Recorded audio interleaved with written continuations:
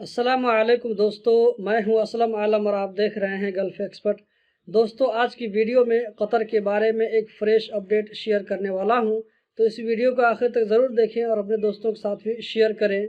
और इसी तरह की इन्फॉर्मेटिव वीडियो देखते रहने के लिए इस चैनल को सब्सक्राइब कर लें। दोस्तों, जब 1 अगस्त से कतर में री एंट्री परमिट का सिस्टम आया था, तो उसके साथ ही साथ क्वारंटीन का भी सिस्टम आया था।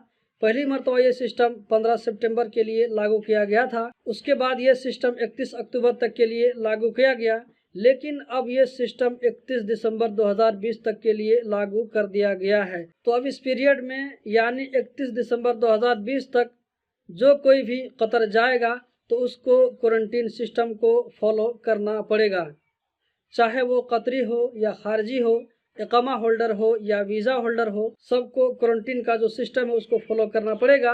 और हुकूमत की तरफ से जितना दिन क्वारंटीन सिस्टम दिया जाएगा उतना दिन उसको क्वारंटीन में रहना पड़ेगा। तो दोस्तों, यही थी आज की वीडियो। उम्मीद करता हूँ ये जानकारी आप लोगों को ज़रूर पसंद आई होगी, क्योंकि बहुत सारे लोग पूछ रहे थे कि क्वारंटीन का सिस्टम कब ख़त्म होगा। तो उम्मीद करता हूँ कि इस वीडियो से उन लोगों को जवाब मिल गया होगा। हम उम्मीद करते हैं कि 31 दिसंबर 2020 के बाद ये क्वारंटीन का सिस्टम ख़त्म हो जाए, क्योंकि कतर ने इससे पहले ऐलान किया था कि इस साल के आखिर में या 2021 के शुरू में कतर के पास में कोरोना की वैक्सीन मिल जाएगी। वीडियो देखने का बहुत बहुत शुक्रिया।